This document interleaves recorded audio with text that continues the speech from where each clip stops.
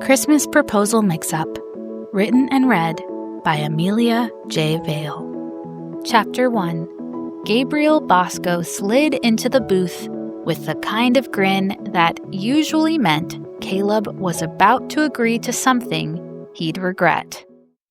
"Caleb, man, I need your help. I'm gonna propose to Sophia."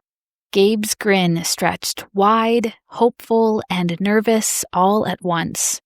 Caleb blinked. "About time, man. Congratulations." He meant it. Sophia was great, a whirlwind of color and energy that made Gabe happier than Caleb had ever seen him.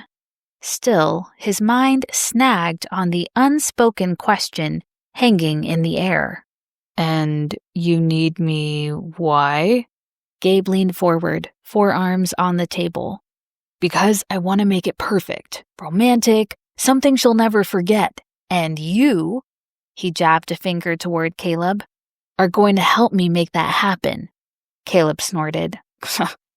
"I'm a photographer, not an event planner. You want pictures, I'm your guy, but tulle and twinkle lights, not my lane."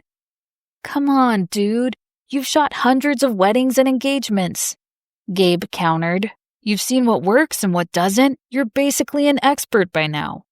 "Yeah, an expert with a camera," Caleb said dryly. But Gabe's pleading look chipped away at his resistance. This was his best friend, the guy who'd pulled him out of more slumps than he could count. Caleb sighed. "Fine, I'll help. But I'm not picking out centerpieces." "Deal. And if you need a theme to keep in mind, just remember one word: Christmas." A week later, Caleb stood in the parking lot of the Evergreen Lodge, staring at the 3 cardboard boxes in his back seat. He'd spent 2 hours at the dollar store yesterday, filling his cart with everything Christmas: metallic garland, plastic ornaments in red and gold, battery-operated candles, 3 boxes of tinsel, string lights, and even some of those glittery snowflake decorations. The cashier had given him a knowing smile, probably thinking he was some dad going all out for his kids. But now, looking at the cardboard boxes in the cold light of day, doubt crept in. This was supposed to be Christmas magic, classic, romantic, something Sophia would remember forever, but the vibe was off. Caleb grabbed the boxes and his camera bag, shoulders tight with tension as he headed toward the entrance. He'd photographed hundreds of proposals. He knew how to capture emotion, how to frame a moment so it felt timeless. But decorating a room to look elegant instead of cheap? That was a whole different skill set. The solarium was easy to find, tucked at the end of a hallway lined with wreaths and twinkling garland. He pushed open the door and stopped short. The room was picture perfect. Walls of glass framing snow-covered pines, sunlight spilling in like liquid gold. It would have been breathtaking on its own, but someone had already started transforming it. Armfuls of lush garland lay draped across tables, strands of fairy lights coiled in neat loops, and candles arranged in clusters. And in the middle of it all stood a woman adjusting a piece of greenery with the focused intensity of someone who knew exactly what she was doing. She turned at the sound of the door, startled. Who are you?" "Caleb Matthews. And you are?" "Lily," she said, recovering her composure as her hands went to her hips. "But more importantly, why are you in my spot?" "Funny," he shot back. "I was about to ask the same thing. Reserved this place a week ago. I'm photographing my friend's proposal." He set his bags down with a thud and started pulling out lenses. "Yeah, I doubt that," she said, folding her arms, "because I've reserved this exact room for December 5th from 3 to 6 o'clock for a proposal and photo shoot. My couple is arriving in an hour, and I really need to get to work." "Well, you made a mistake." She bristled. "I'm a professional event planner. I don't do mistakes. This proposal is planned, contracted, and confirmed. You're going to need to leave." So unless you're on my team, he didn't bother glancing up from his camera. Don't care if you're the Queen of England. Maybe you're juggling too many glitter-covered calendars and slipped up. Happens, right? Next time, how about you double-check your schedule before you start accusing people of trespassing? Her jaw dropped. Wow, bold words for someone whose decor looks like a dollar store clearance bin. Heat crept up the back of his neck. Wow, snobby much? Not all of us need 6-foot garlands to make a moment meaningful. You know what? I don't have time for this. I'm pulling up my confirmation right now, she shot back, already yanking her phone from her pocket. Go ahead, Caleb said, tapping his own screen. Because I'm pulling up mine and you'll see I've got this spot locked down. They both scrolled in tense silence. Caleb's confirmation email loaded, and he felt a surge of vindication. There it was, black and white, December 5th, 3 to 6 p.m., Solarium. He turned his screen toward her at the same moment she thrust hers toward him. See? Told you so, they said at the exact same time. You've got to be kidding me, she muttered. Looks like the venue double-booked the Solarium, he said, his voice flat. Caleb pinched the bridge of his nose. I'm calling the venue. Good, she said tightly, as he scrolled to the contact and hit dial. It rang twice before a harried voice answered. Evergreen Lodge, this is Marcus. Yeah, hi, Caleb Matthews. I'm standing in your solarium right now with an event planner who claims she booked the same space as me at the same time. There was a pause, then a muttered curse. I'll be right there. 3 minutes later, Marcus appeared in the doorway, slightly out of breath, and looking like a man who knew he was about to deliver bad news. Mr. Matthews, Miss Parker, he nodded to each of them. I am so sorry. I've just checked our system, and you're right, we double-booked the solarium. How does that even happen? Lily demanded. Marcus rubbed the back of his neck. We upgraded our booking software last month, and unfortunately there was a glitch during the migrations, and some reservations got duplicated in the system without triggering the conflict alerts. It's been a nightmare, trust me. We thought we caught them all, but clearly that wasn't the case. Great, Caleb muttered. So, what's the solution? Marcus glanced between the two of them, like a man trying to defuse a bomb. I can offer you both full refunds, of course. As for the space itself, well, every other event area at the lodge is booked solid tonight. Caleb felt his jaw tighten.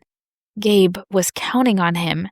He'd promised Christmas magic, not a last-minute scramble to find another venue. And with his bargain bin donations, he needed the space more than ever. The solarium itself was doing all the heavy lifting for setting a romantic ambiance. So, what you're saying, Lily said slowly, is that one of us has to give up the space? Well, yeah, unless... Marcus hesitated. Unless you'd be willing to share? I know it's not ideal, but...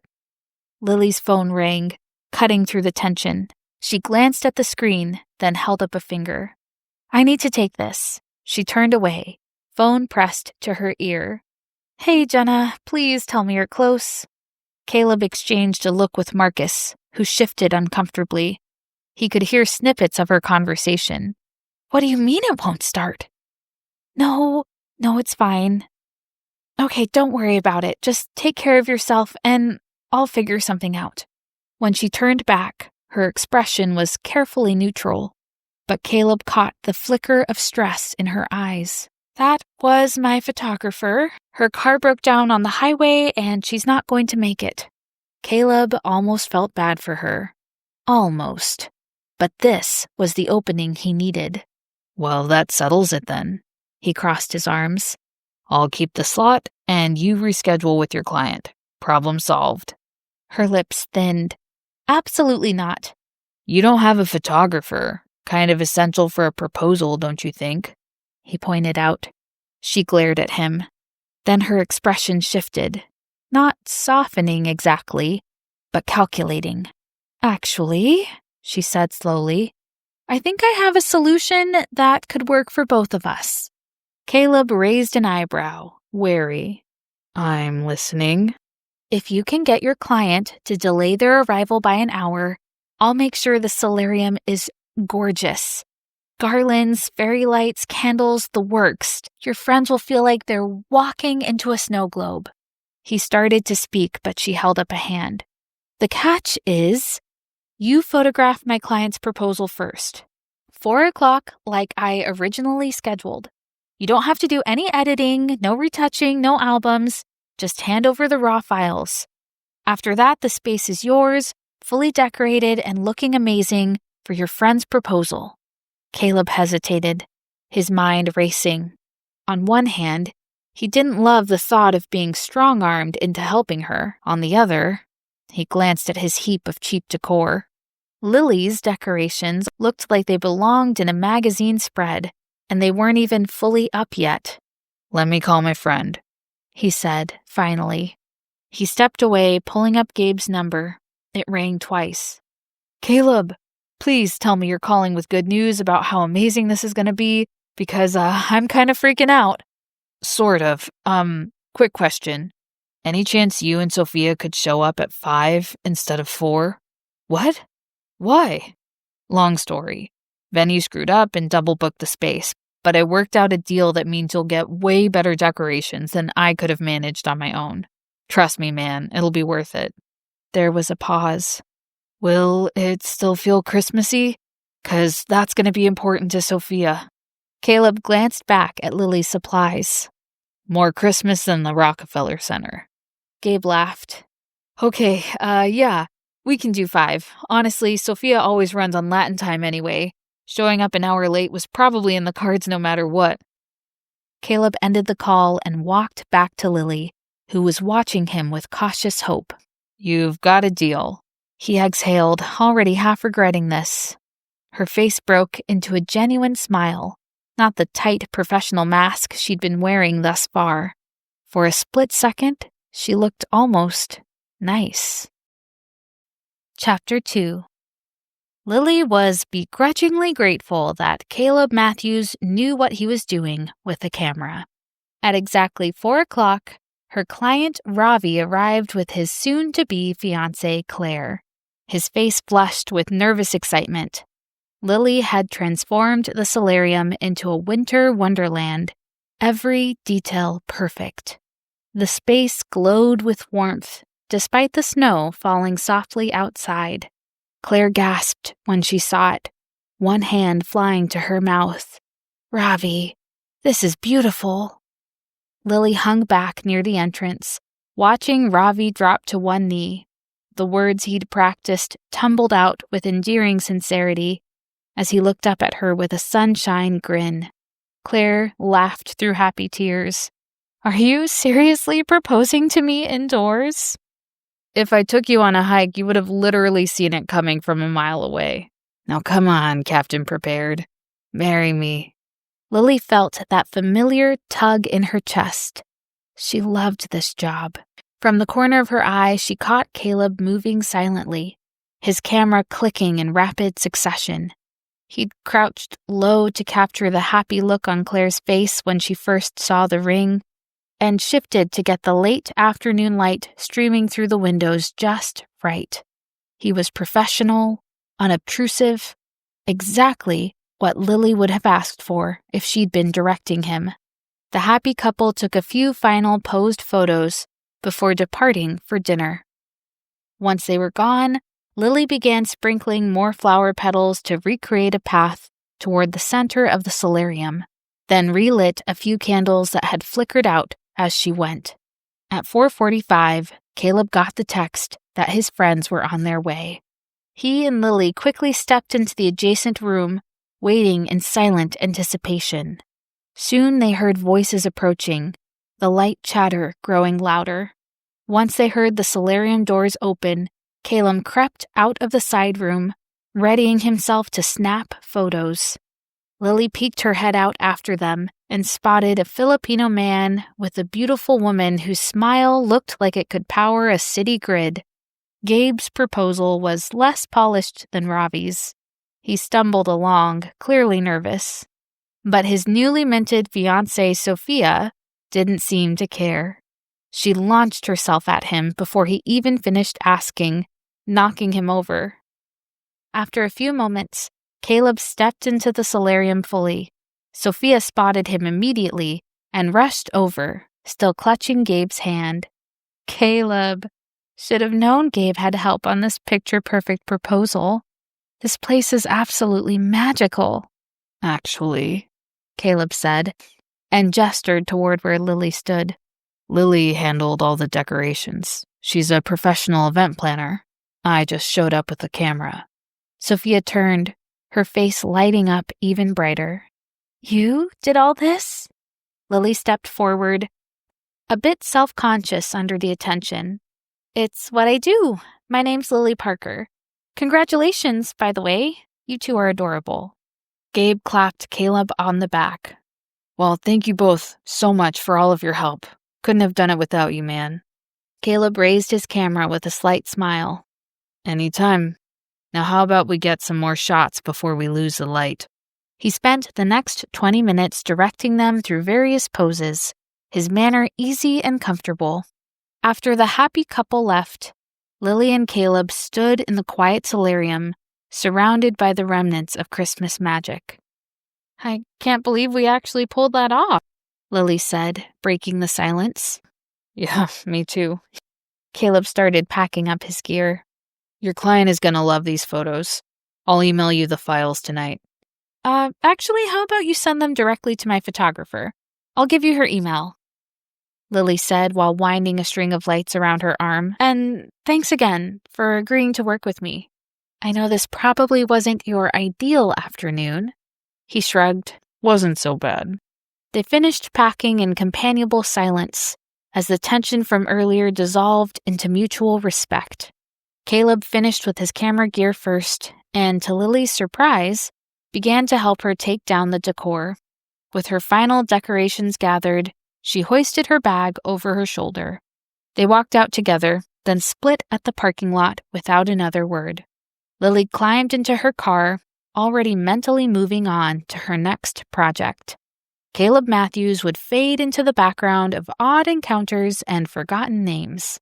Just another photographer she'd crossed paths with for a single afternoon. At least, that's what she thought. Monday morning arrived with a kind of bitter cold that made Lily question whether she shouldn't trade the Pacific Northwest for Florida. She pushed through the glass doors of Harlow & Associates, Seattle's premier event planning firm, juggling her Starbucks and a laptop bag. The office buzzed with a surprising energy for a Monday morning as employees gathered in the main conference room. "Lily," her coworker Katrina hissed, rushing over to her. "I was worried you'd be late." "What's going on?" Lily asked. "Big announcement. Didn't you see the email? I think it's a new hire." Lily had not, in fact, seen the email. She followed Katrina into the conference room. They darted toward the two remaining seats in the back. At the front of the room stood Patricia Harlow, the firm's founder and managing director. "Look, that must be the new guy sitting in the front row," Katrina whispered into Lily's ear. Lily hadn't noticed anyone new as they'd rushed in. She peered over but could only see the back of his head. "Good morning, everyone," Patricia began, her voice cutting through the chatter. "I'll keep this brief since I know you all have busy days ahead.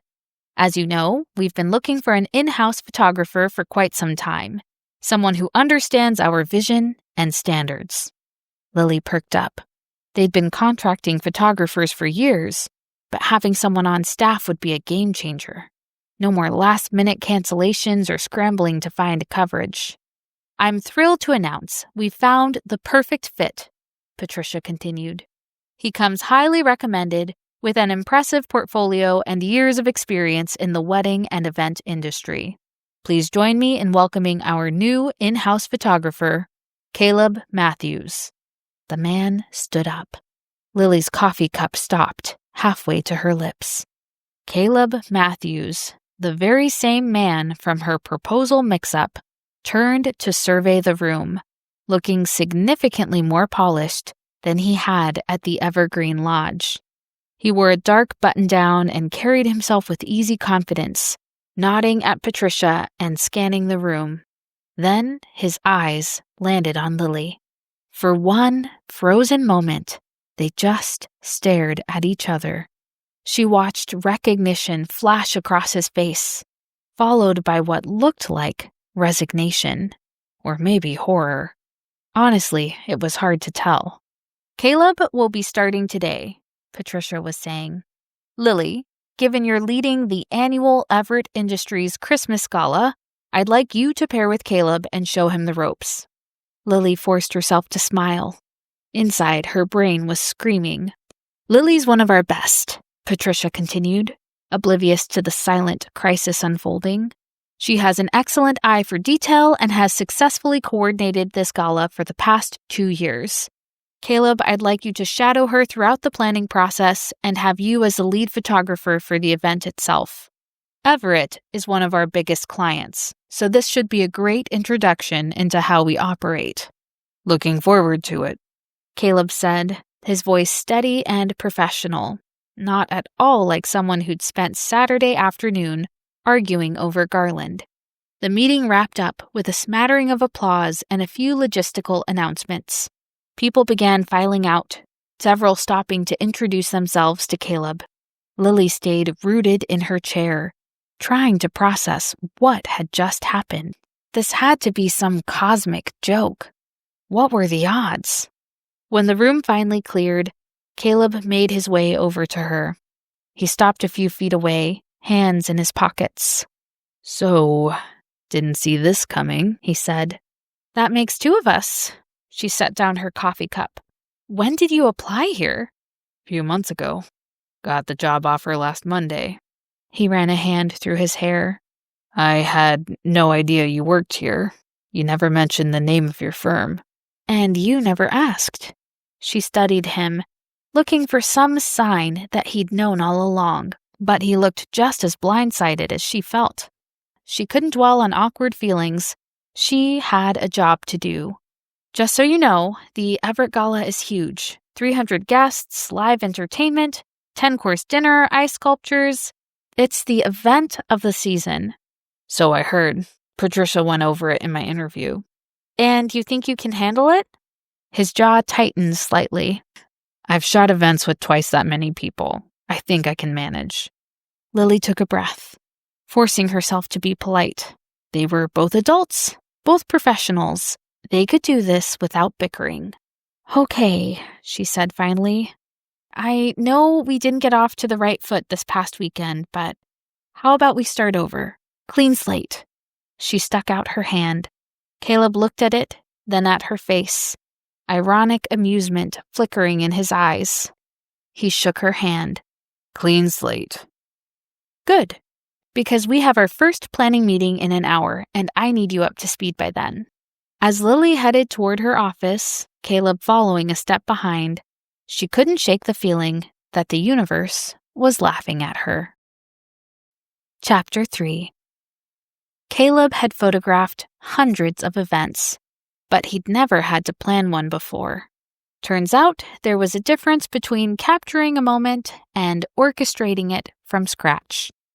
"The centerpieces need to be exactly 14 inches tall," Lily said, not looking up from her tablet as they walked toward the event warehouse. "Any taller and they block sight lines, any shorter and they don't photograph well." Caleb made a note on his phone, biting back a comment about how he'd managed to take decent photos for years without knowing the optimal height of a floral arrangement. She glanced at him, a hint of challenge in her expression. "You think this is overkill, don't you?" "I think you're being thorough," he said, carefully. That's diplomat speak for yes, this is overkill. He couldn't help a small grin. "Maybe a little, but I get it. This project's a big deal." She turned back to her tablet, scrolling through what looked like a 30-page checklist. For the past 2 weeks, they'd fallen into an odd rhythm. The hostility from their first meeting had mellowed into something closer to banter, still barbed, but with less genuine bite. Caleb found himself almost enjoying their back and forth. The way she'd roll her eyes when he made a joke about her color-coded binders, the way she got flustered, trying to explain the difference between ivory and cream. "Okay, Devil Wears Prada, what's next on the agenda?" he said as they headed back to the car. "Next is the tasting menu at the hotel, and before you ask, yes, we are going to try all 10 courses. The sacrifices we make for our craft." She shot him a look, but there was amusement in it now instead of annoyance. By Friday evening, Caleb was ready for a break from event planning. He slid into a booth at Marcello's, the Italian restaurant where Sophia worked as a bartender. Gabe was already there, scrolling through his phone with the slightly dazed expression of someone who'd spent the day swimming in wedding planning. "Please tell me you're not looking at more venues," Caleb said, flagging down a server for a beer. "Ugh, worse. Invitations." Gabe turned his phone around to show an endless scroll of cardstock samples. "Did you know there's more than one white?" "I did, actually. Learn something new every day at this job." "Huh. How's that going, by the way? You surviving the world of event planning?" "Surviving." Caleb accepted his beer with a grateful nod. "It's different than what I'm used to. A lot more organization and a lot less spontaneity." "But you're working with that event planner from the proposal, right?" "What was her name, Lily?" Gabe asked. "Yeah, Lily. She knows what she's doing, so it's been fine." Gabe grinned. "Well, that's high praise from you. 1 week and she's already got you trained." "Don't start, Gabe." "Fine. Let's talk about the real reason why I asked you here." Gabe's expression turned serious, though his eyes were warm.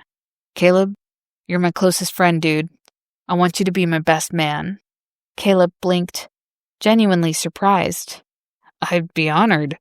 He recovered quickly. "Ugh, I guess this means public speaking too, huh?" "You know it." Gabe raised his beer.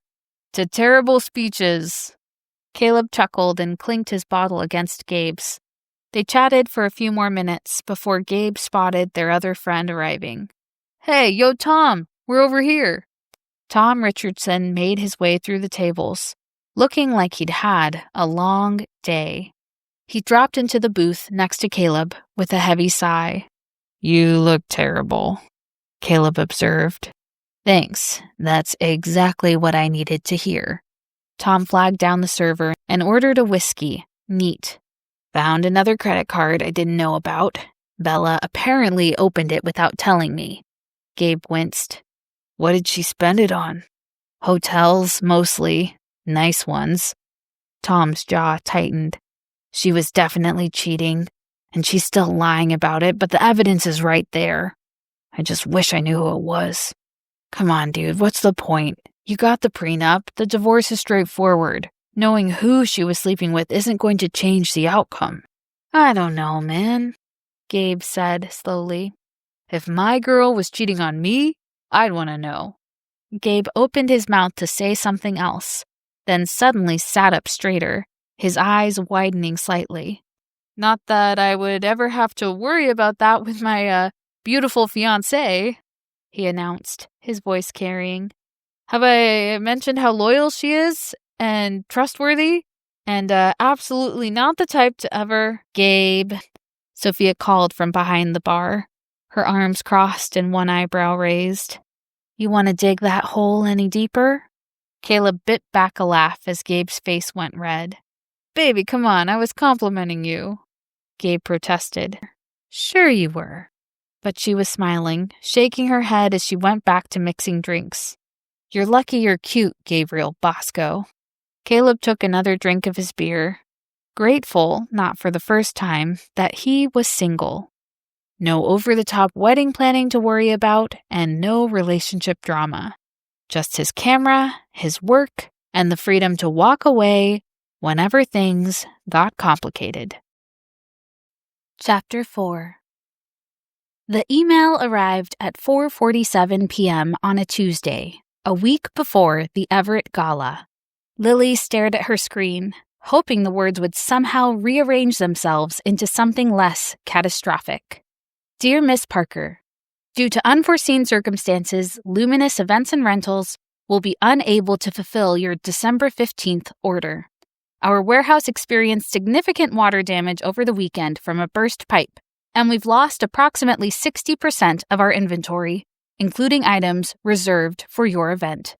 We sincerely apologize for any inconvenience and will issue a full refund. Lily stopped reading. Her hands were shaking. Luminous provided everything for the gala. The linens, the chairs, the tables, the lounge furniture, the bars, even the staging for the band. Everything. And they were backing out 3 weeks before the biggest event of the season. She grabbed her vendor backup list and began calling. The first vendor was fully booked and couldn't help. The second vendor could only provide enough for a 50-person event. The third vendor just laughed at her. By 7 p.m., Lily had called 14 vendors. Not one could handle the full order. A few could provide pieces, some chairs here, basic linens there, but nothing close to what the gala required, and definitely nothing that matched Harlow and Associates standards. The office had emptied hours ago. Even Katrina had left, after offering to stay and getting firmly shooed away by Lily. Now it was just her, the harsh fluorescent lights, and the crushing weight of impending disaster. She should have been calling Patricia. She should have been coming up with a plan. But Lily needed to vent more than anything. She rang up her boyfriend Ryan, chewing anxiously on her lip. He answered after a few rings. "I'm so glad you picked up, babe. I know you're prepping for your big meeting tomorrow, but I'm having such an awful day." She put him on speakerphone as she continued Googling vendors. "What's the crisis now?" His tone was light, almost amused. "The rental company just backed out of the Everett Gala. I've been calling replacements all evening, and no one can help me." "Okay, but surely there's someone who can provide tables and chairs. It's not exactly rocket science." Something tight coiled in Lily's chest. "It's not just tables and chairs, it's everything. 300 place settings, lounge furniture, staging. All of it has to be coordinated to exact specifications. This client expects perfection." "Right, but come on. You're talking about party supplies. There have to be dozens of companies that do this." "Yes, and I've already called 14 of them." "Well, keep calling. Or just, I don't know, go buy a bunch of supplies from Walmart with the company card." Lily's throat tightened. She'd put the call on speakerphone so she could keep searching vendor databases. "This isn't just a party. My career is on the line." "That's a little dramatic, Lily. It's one event." "It's a big deal, Ryan. This is our firm's biggest client. Patricia trusts me with this." Okay. I didn't mean to downplay it or anything." He took a breath, changing tactics. "It's just, you get really worked up about these things, and from the outside it seems like maybe you're putting too much pressure on yourself. Breathe, Lily. You're gonna be fine. Look, I've got to wrap up this presentation and I can't talk right now. Just try not to stress so much." "Okay," Lily whispered. She sat in the silent office, staring at her phone, feeling hollowed out, dismissed. The tears came then, hot and sudden. She put her head down on her desk, shoulders shaking, trying to cry quietly, even though there was no one there to hear. "Lily?" Her head snapped up. Caleb stood in the doorway, looking startled and concerned. "Sorry, I left my hard drive." He gestured vaguely toward the conference room. "I didn't mean to eavesdrop, but are you okay?" "I'm fine." She wiped at her face, probably smearing mascara everywhere. "Just, vendor issues. Nothing I can't handle." Caleb didn't move. "The rental company backed out?" "Yeah, apparently some pipe burst and ruined everything. They canceled on us." Her voice came out flat, defeated. Caleb stepped into the room, setting his bag down. "What did Patricia say?" "I haven't told her yet." Fresh tears threatened. "I wanted to have a solution first, but I've called everyone I can think of, and no one can take an order of this size on this timeline. I've got a meeting with her at 2 tomorrow, and There's no way I'm going to get this fixed in time. What about breaking it up and using multiple vendors? I thought of that, but so far no one has the right quantities of the styles I need to make everything total up correctly. I can get 150 Chiavari chairs between 3 of the vendors, but that's only half of what I need. I can't have the other 150 chairs in a completely different style. It's the same with most of the other items. Caleb pulled out the chair across from her and sat down. Come on, walk me through it. She took a shaky breath and pulled up her order spreadsheet. Caleb studied the list. Well, what if you didn't use Chiavari chairs? Patricia specifically requested them. I know, but hear me out. I shot a wedding last year where they used these chameleon chairs. They were metallic gold, really elegant, and they looked incredible in the photos. What if we position them as an upgrade? They'll work perfectly with your red and gold Christmas theme, and they'll be more dramatic and modern. Lily considered this. Well, where would we even get the chairs? The venue I shot at, they have their own inventory. It's a big place that does a lot of corporate events. Let me give them a call. Caleb, it's almost 8 o'clock. Don't worry, I know the owner. Plus, he owes me a favor. I did his daughter's wedding for free when their photographer bailed. Lily watched as Caleb pulled out his phone and dialed. Marcus, hey, it's Caleb Matthews. Yeah, man, been too long. Listen, I need a favor. You still have those chameleon chairs? Lily listened as Caleb explained the situation, his tone easy and confident, like this was just a normal problem with a normal solution, not the career-ending disaster it felt like 30 minutes ago. 300 on December 20th. Yeah, I know it's tight. He listened for a moment. You serious? Marcus, you're a lifesaver. No, we'll make it work. Yeah, send me the details and I'll coordinate with our team. He hung up and turned to Lily with a smile. He's got 400 chairs, practically letting us use them for free so long as we can arrange transport. Just like that? He nodded. Something loosened in Lily's chest. Caleb, that's amazing. Thank you. Well, don't thank me yet. We still need to solve the linen problem.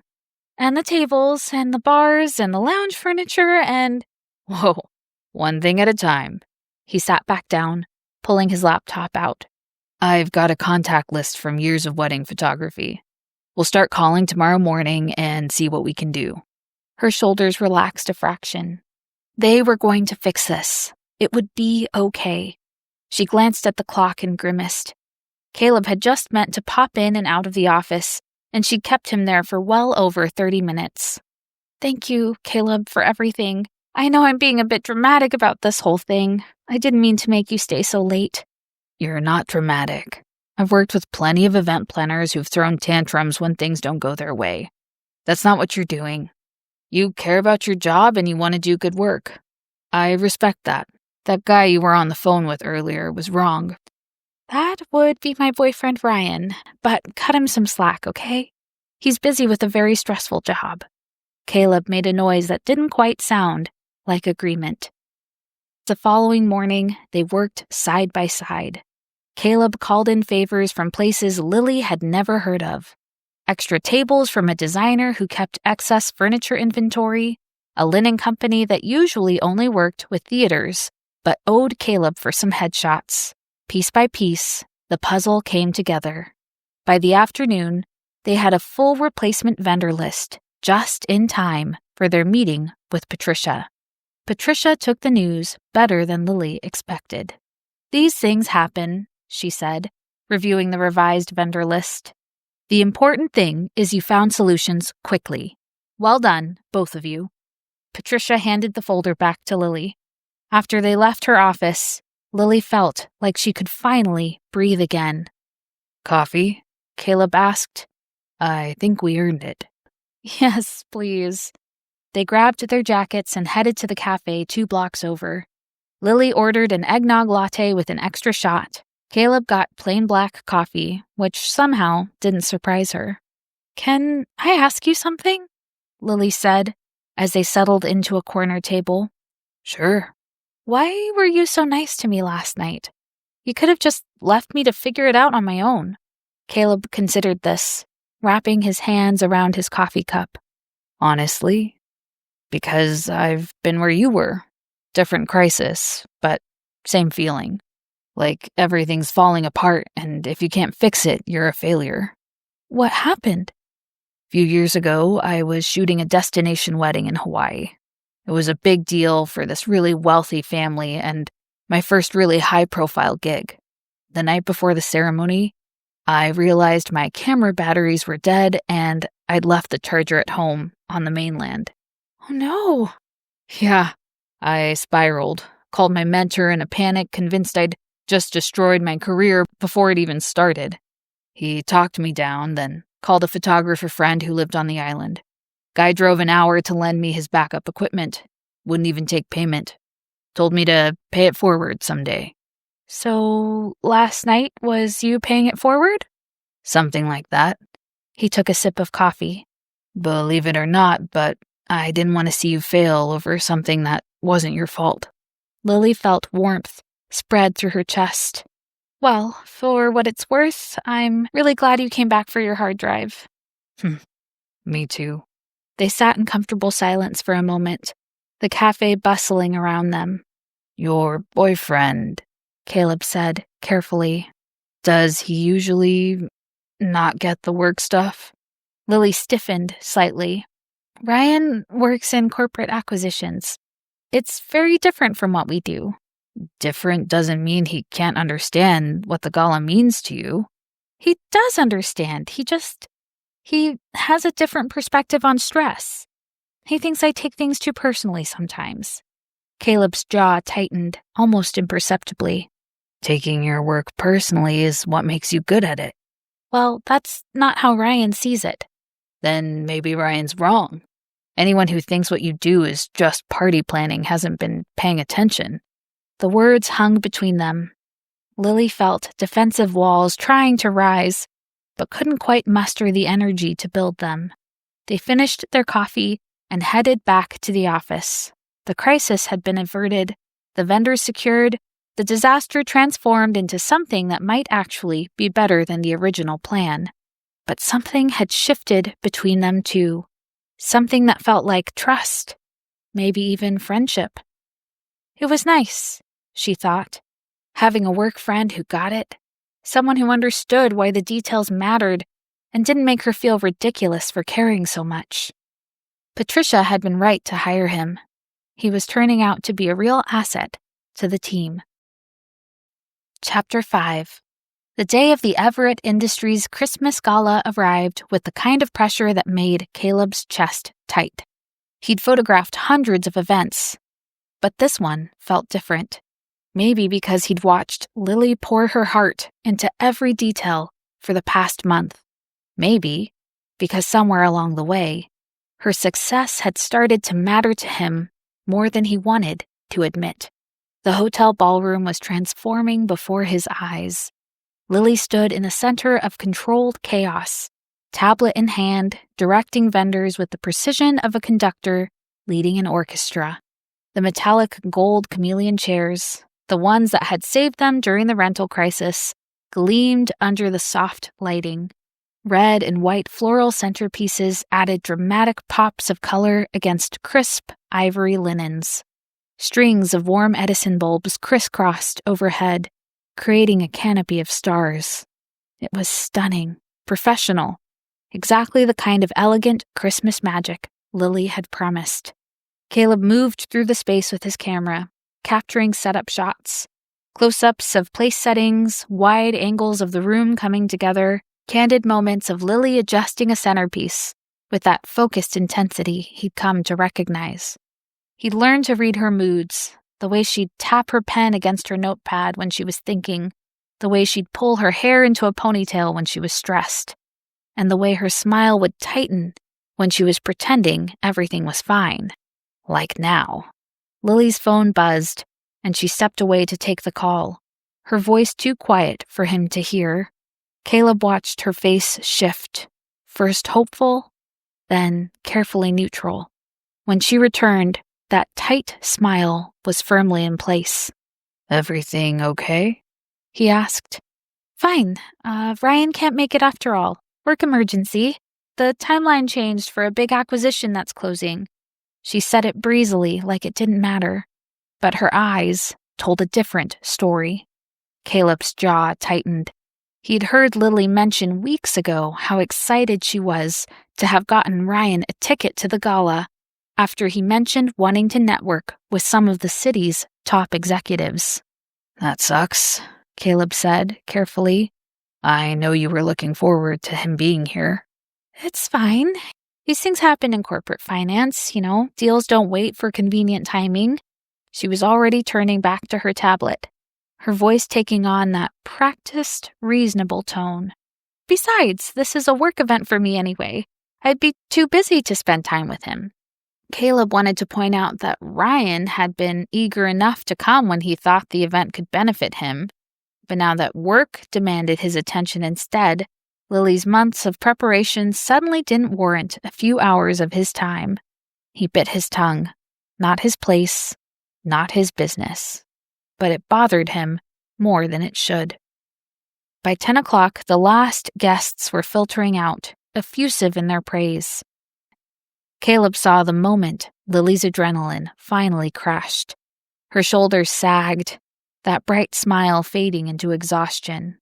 The catering staff was breaking down the dinner service, the band had packed up, and a cleaning crew was beginning to assemble. There was nothing left for Lily to coordinate. No crisis to manage, no detail to perfect. She looked lost. "Hey," Caleb said, touching her elbow gently. "Why don't you take a breather? Let the rest of the staff handle the breakdown." "I should really supervise." "Lily, they've got it. You've been on your feet for 12 hours. Take a quick break." She hesitated, then nodded. "Okay, 5 minutes." He followed her through the side door of the ballroom and into the atrium at the center of the building. It was a soaring space with a massive Christmas tree in the center, easily 20 feet tall and dripping with lights and ornaments. A few armchairs were scattered around, and the space was blessedly quiet after the chaos of the gala. Lily sank into one of the chairs with a sigh, tilting her head back to look at the tree. Caleb settled into the chair beside her, his camera still around his neck out of habit. For a long moment, neither of them spoke. The silence was comfortable, broken only by the distant sounds of the cleanup crew and the soft hum of the building's ventilation. "You did an amazing job tonight," Caleb said finally. "So why do you look like someone just told you Christmas is canceled?" She laughed softly, the sound tinged with sadness. "I don't know. I should be celebrating. Patricia's thrilled, the client's happy.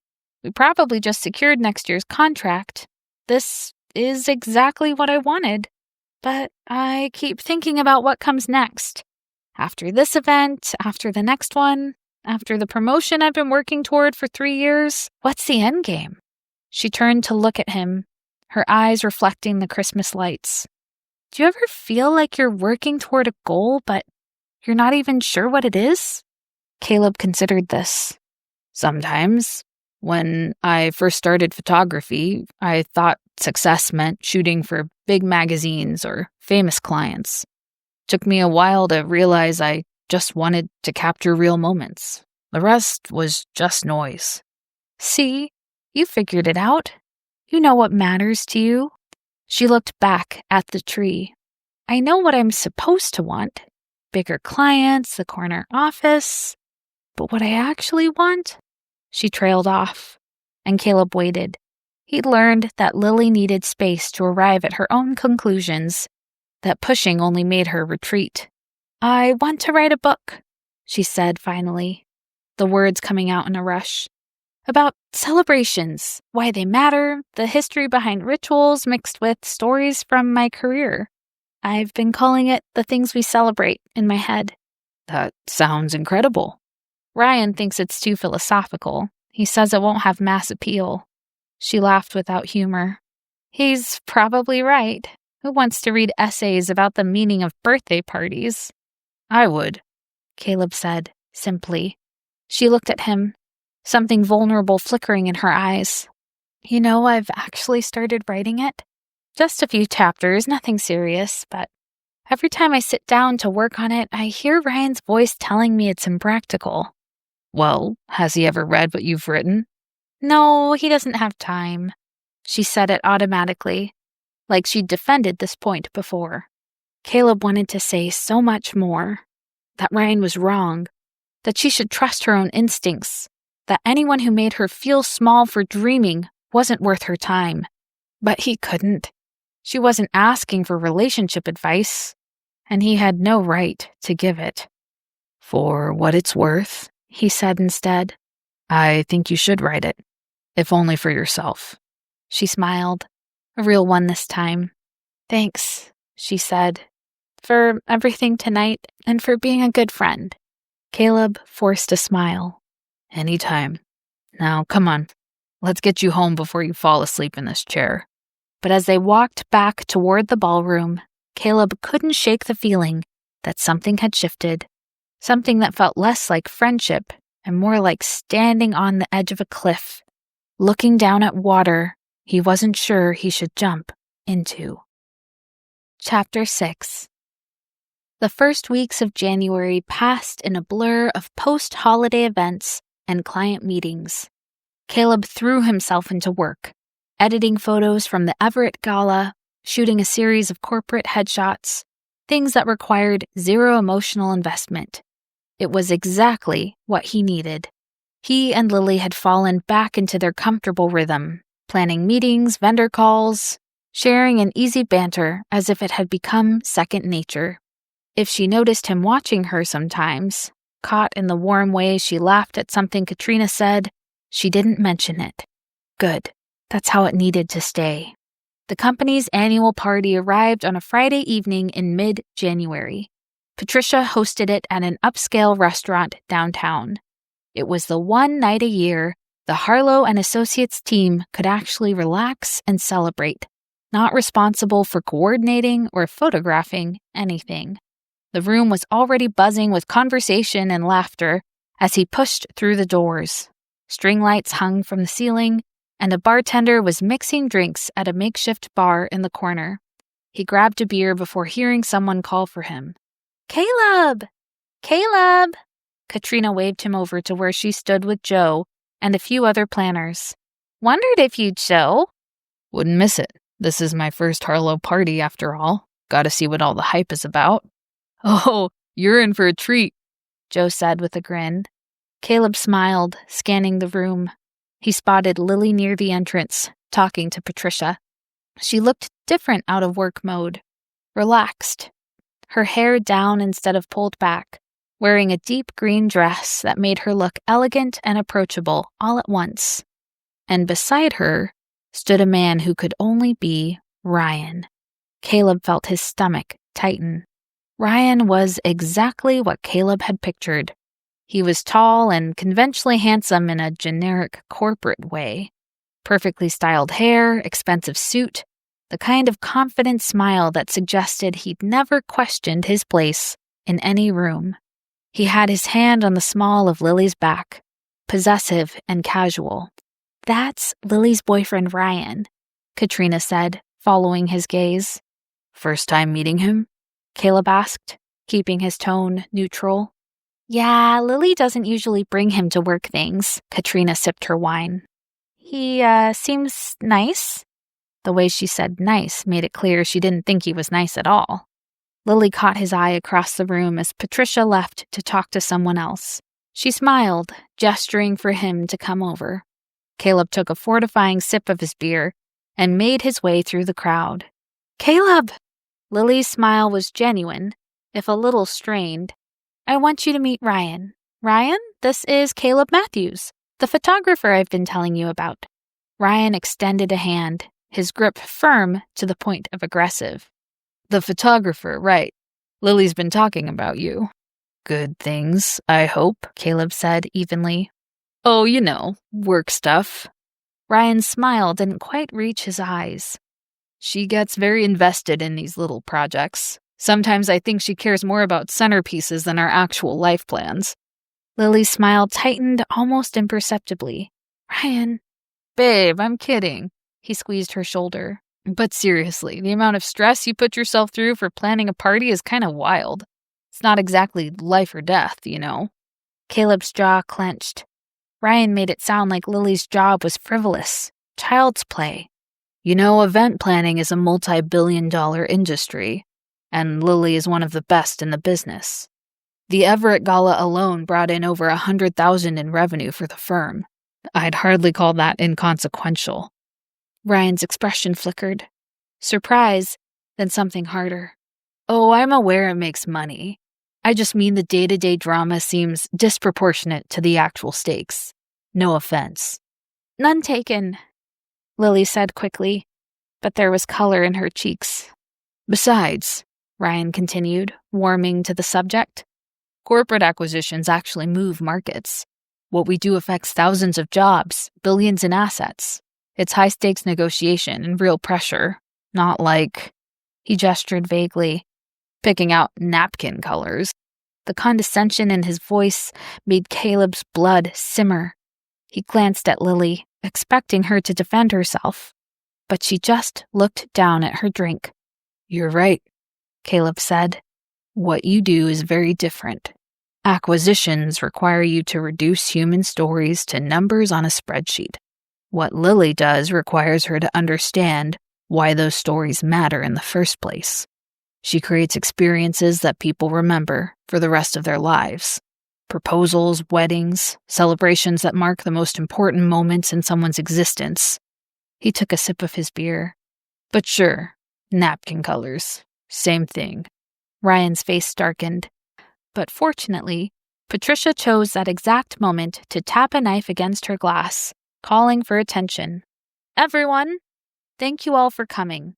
Before we get too into the festivities, I just want to say how proud I am of this team.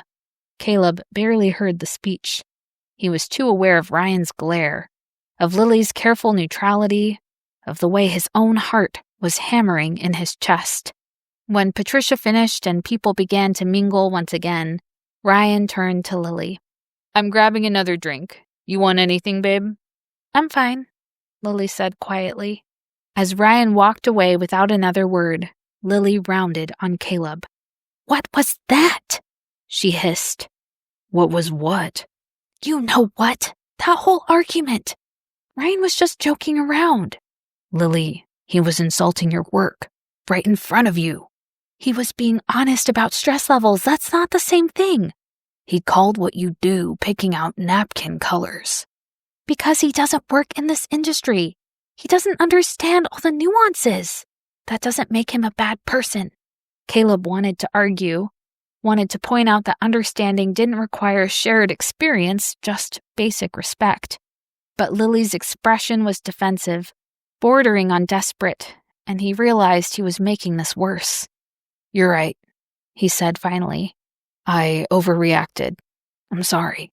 Some of the tension left her shoulders. Thank you. Ryan returned with his drink and Caleb excused himself, claiming he needed to catch up with Joe. But as he made his way to the bar, he couldn't shake the image of Lily's face when Ryan had dismissed her work. The way she'd shrunk into herself, accepting the criticism like she deserved it. Later that night, alone in his apartment, Caleb stared at the ceiling and forced himself to confront the truth he'd been avoiding for weeks. He had feelings for Lily Parker. Not just professional respect, not just friendship, real, complicated, inconvenient feelings that made him want to defend her against dismissive boyfriends and convince her that her dreams mattered, which was a problem, a big one, because Lily was in a committed relationship, and more importantly, she'd never given him any indication that she saw him as anything other than a colleague and friend. Caleb scrubbed his hands over his face. This was exactly why he'd avoided relationships. They were messy and painful and made you do stupid things like pick fights with strangers at office parties. He couldn't act on these feelings. Wouldn't. Lily deserved better than being put in an awkward position. So he'd push it down, lock it away, and be professional, even if it killed him. Chapter 7.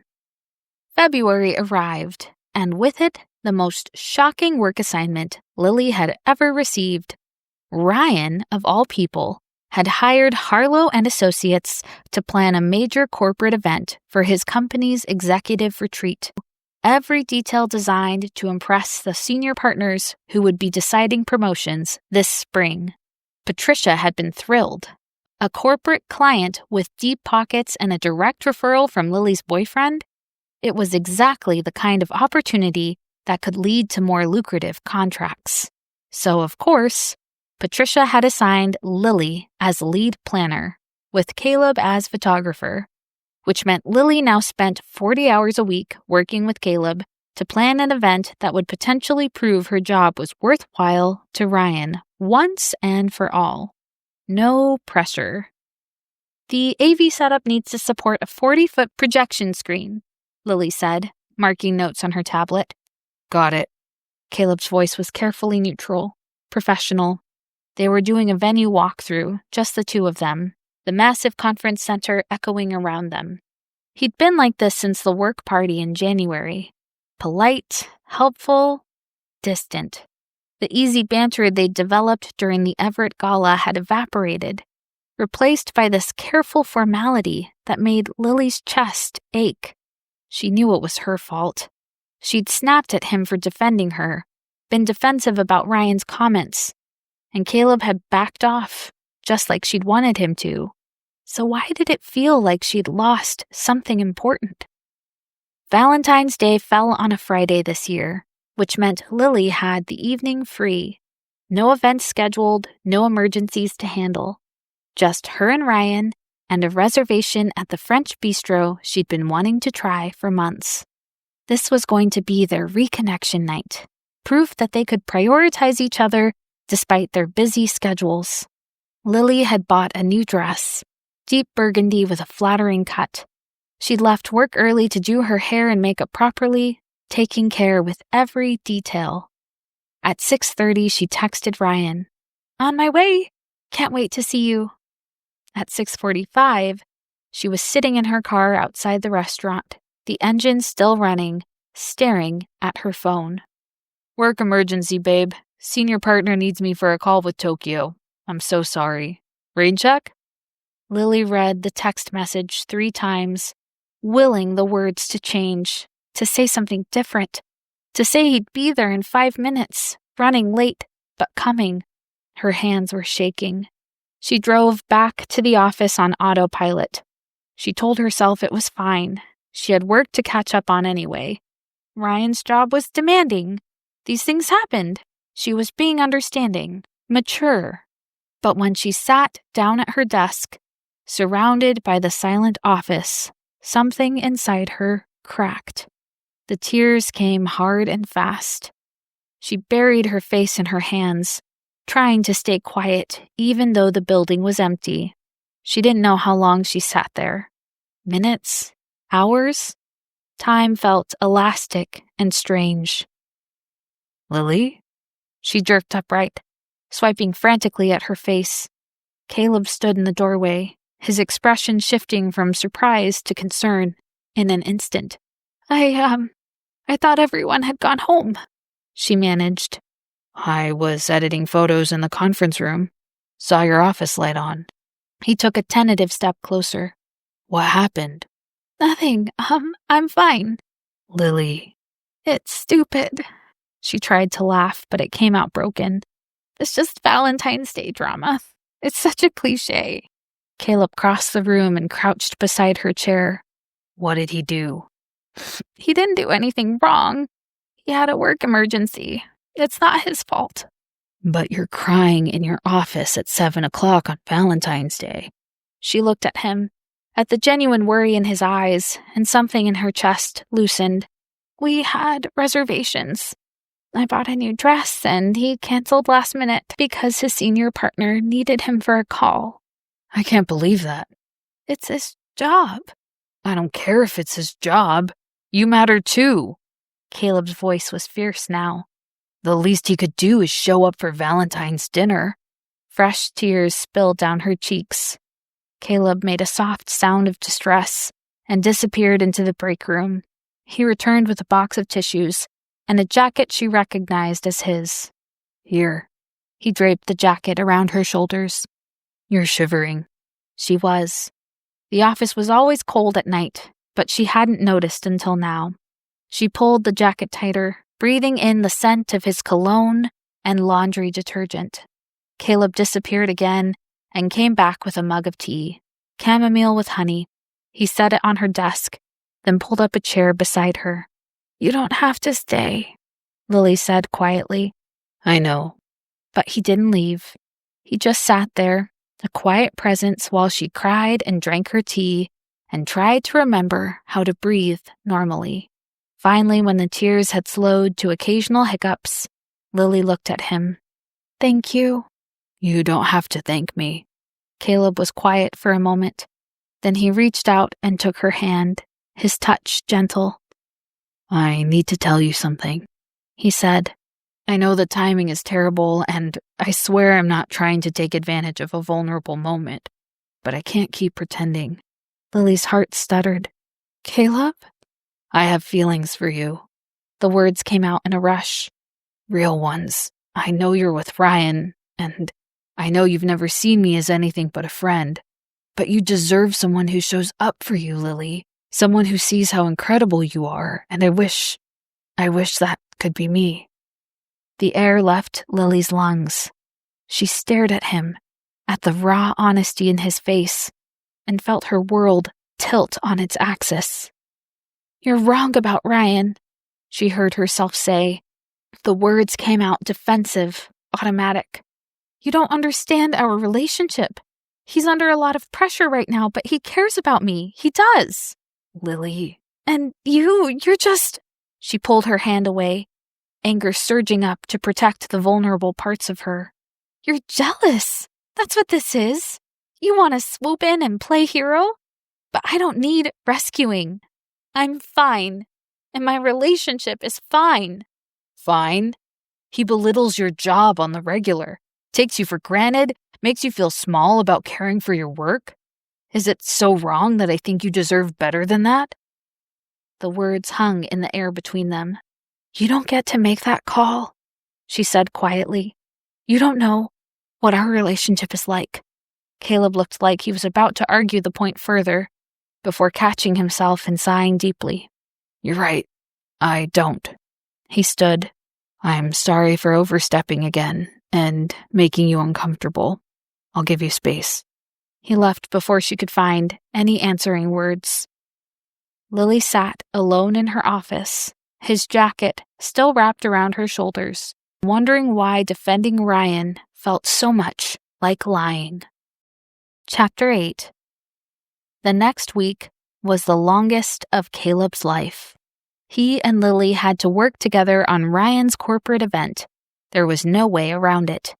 But every meeting was stilted, every conversation carefully professional. Lily wouldn't meet his eyes. Caleb couldn't figure out what to say that wouldn't make things worse. He regretted the confession, not because it wasn't true, his feelings were painfully, obviously real, but because he put Lily in an impossible position. She was with Ryan. She'd made her choice clear.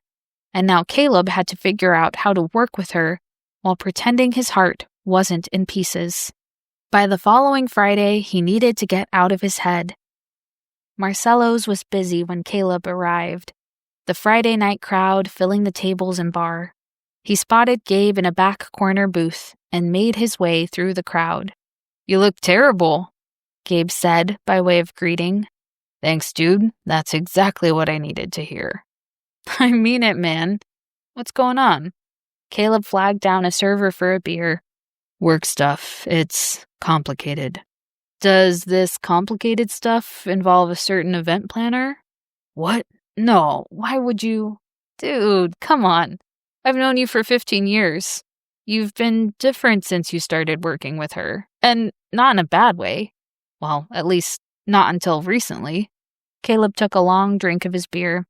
She has a boyfriend. Ah, Gabe leaned back. That is complicated. And I told her I had feelings for her. That's bold. Stupid is the word you're looking for.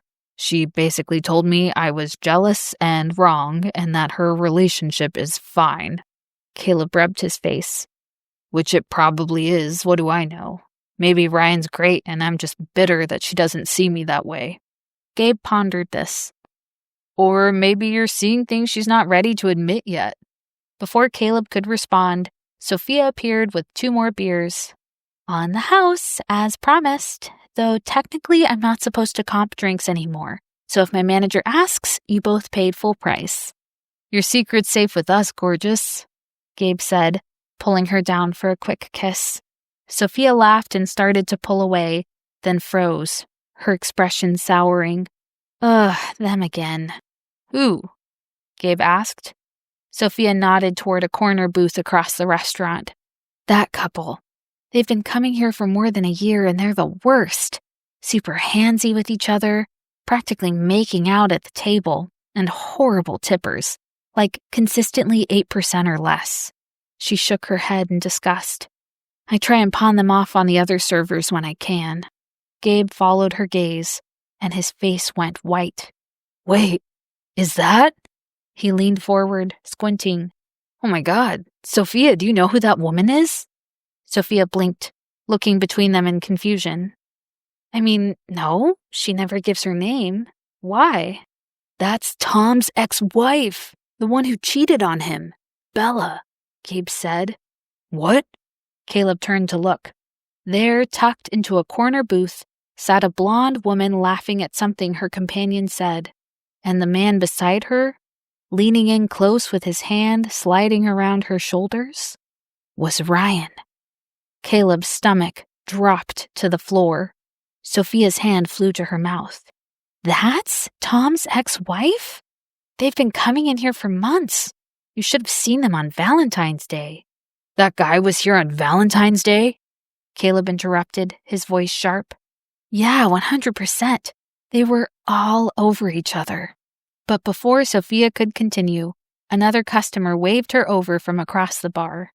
As Sophia hurried away, Caleb and Gabe sat in stunned silence, watching Ryan and Bella across the restaurant.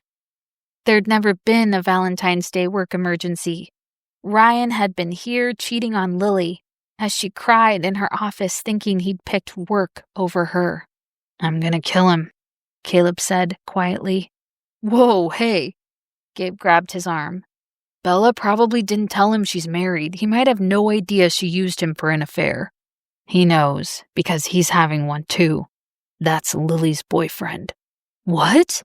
Gabe asked, jaw open like a fish. He shook his head.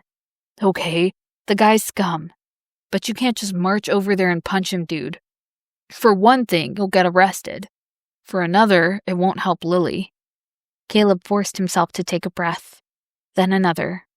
Gabe was right. Violence wouldn't solve anything, no matter how satisfying it might be in this moment. I have to tell her, Caleb said. You sure that's a good idea? Gabe asked. Sounds like she didn't exactly react well the last time you tried to interfere in her relationship. Well, that was before I had proof he was a scumbag. This is different. Is it?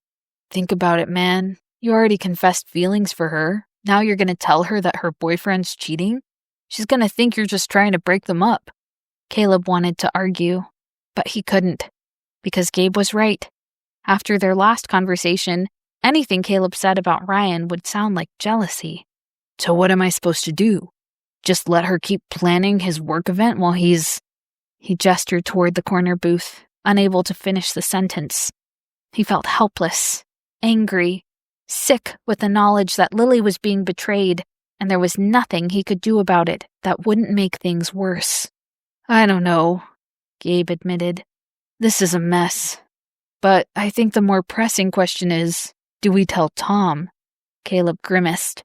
No, he's finally started to move on. If we tell him, it's only going to set him back. Tom had been obsessed with questions over the identity of Bella's affair partner. But their divorce was finalized now, and Caleb doubted the knowledge would bring Tom any real closure. Gabe didn't look convinced. Chapter 9. The night of Ryan's corporate event arrived with the kind of perfect precision that only came from weeks of meticulous planning. The venue sparkled. Soft blue uplighting transformed the conference center into something elegant and modern. Silver centerpieces caught the light from hundreds of carefully placed candles. The 40-foot projection screen displayed the company logo with crisp clarity. Lily stood near the back, tablet in hand, running through her final checklist. Everything was running smoothly, and if she was very lucky, this event would cement Ryan's promotion and prove to him that what she did mattered. Caleb was somewhere in the crowd, she knew, capturing candid shots, working the room with his camera. They'd barely spoken since Valentine's Day. The easy friendship they'd built was gone, replaced by this awful, aching distance. It was for the best, she told herself. She had Ryan. She didn't need complicated feelings for her coworker, even if those complicated feelings were the only thing that had felt real in months. Lily!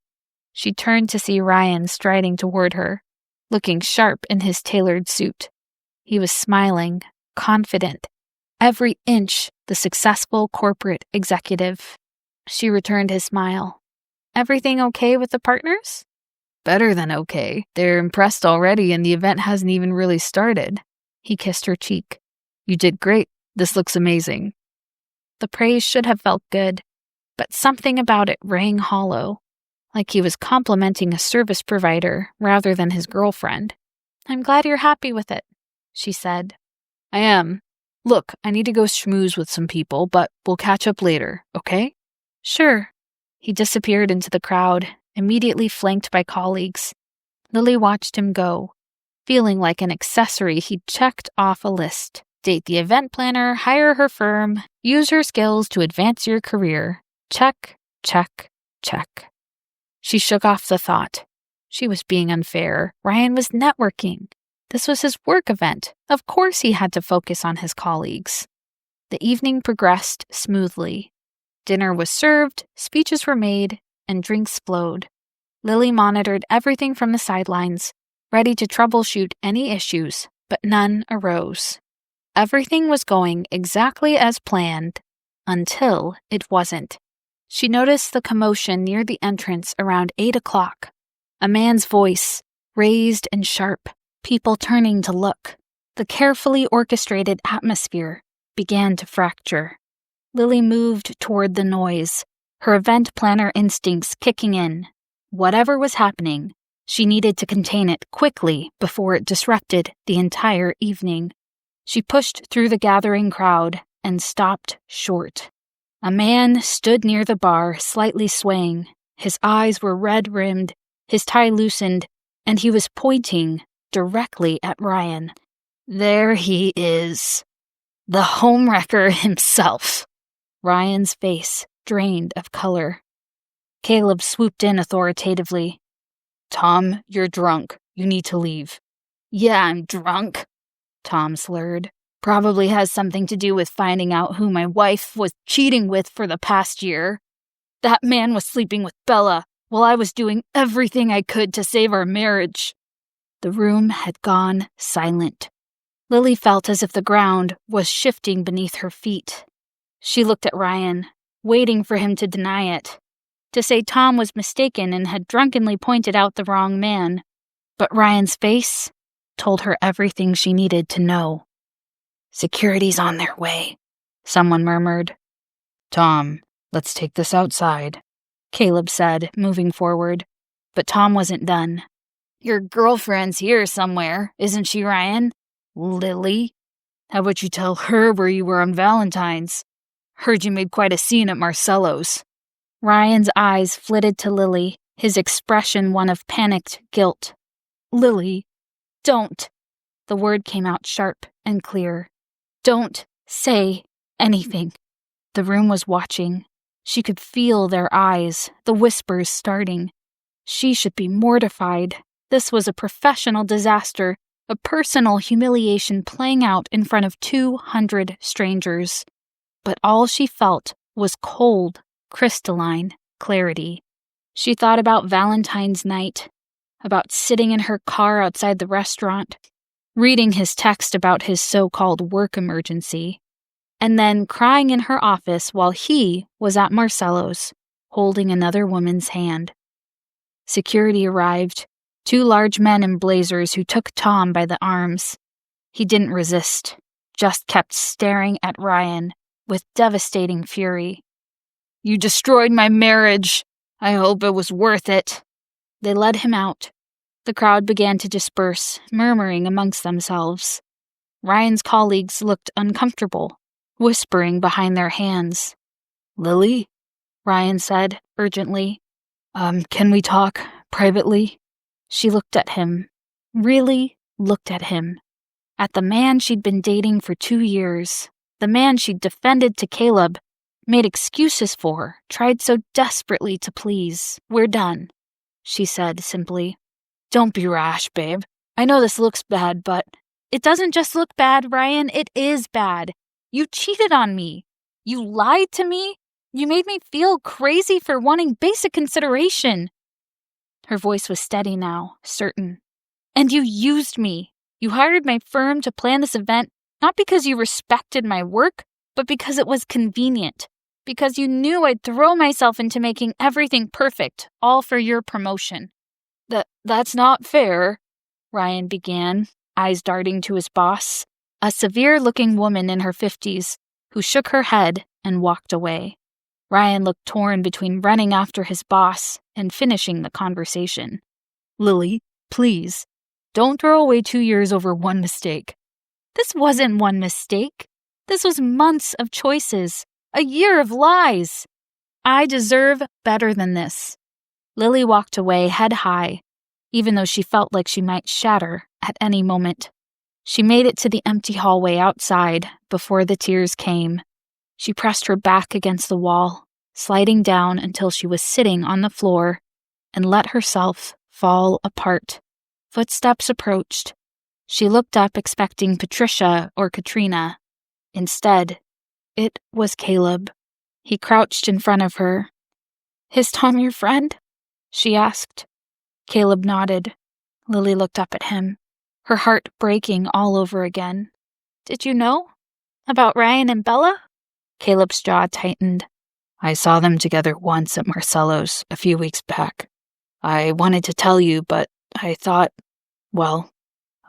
you'd think I was lying, that I was just trying to break you two up." Lily felt anger surge through her grief. "You should have told me anyway. I deserved to know." "I know.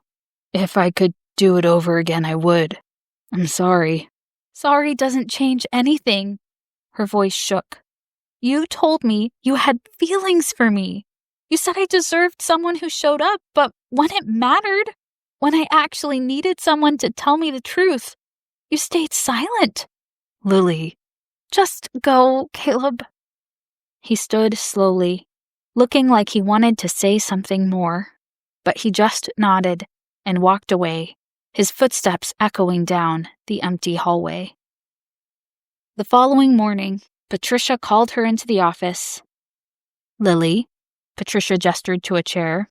"First, I want to say that what happened at the event was not your fault.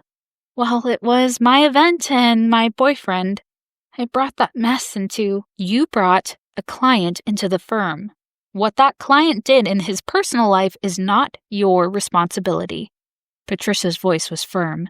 "The event itself was flawless. Several of Ryan's colleagues have already reached out about booking us for their own events, so professionally, this is actually a win." Lily felt tears prick her eyes. "That's generous of you to say." "It's the truth." Patricia paused. "However, I think you could use some time. Why don't you take the rest of the week off? Get some distance, clear your head. You've been working yourself to the bone lately. Honestly, I could use the distraction of work right now." Her boss studied her for a long moment, then nodded. "All right, but promise me you'll take care of yourself." "I will." It was a lie, but Patricia seemed to accept it. The rest of the day was excruciating. Lily threw herself into work, but she couldn't avoid Caleb forever. They had to coordinate on upcoming events and attend the same meetings. Every time she saw him, she felt that awful twist in her chest. Anger mixed with grief mixed with something she refused to name. He tried to talk to her once, catching her in the break room. Lily, can we? We have the Morrison wedding this weekend. I'll email you the shot list. She kept her voice professional, cool. I don't want to talk about work. I want to talk about us. There is no us, Caleb. There's a photographer and an event planner who have to work together. That's all. She walked away before he could respond. She knew she ought to forgive him, but doing that would force her to admit that she'd pushed him into an impossible position. That her own defensiveness had made it nearly impossible for him to tell her the truth. So she did what she did best. She worked. She perfected. She controlled what she could and pretended the rest didn't matter. And if she cried herself to sleep every night, well, that was nobody's business but her own. Chapter 10. Spring arrived slowly, then all at once. Lily continued to throw herself into work, rebuilding her confidence piece by piece. She took on bigger projects, said no when she needed to, and she also wrote. Every evening after work, she'd come home to her apartment, make tea, and open her laptop. The things we celebrate grew from scattered chapters into a fully fledged manuscript. Katrina was the first person she showed it to. Her friend had read 3 chapters and immediately demanded the rest. "This is brilliant," Katrina had said. "You need to publish this." "I don't know if I'd go so far as that, Katrina." "I'm serious, Lily. This is awesome. I didn't know you could write." So Lily had found a literary agent who specialized in narrative nonfiction, then sent a query letter with her heart in her throat.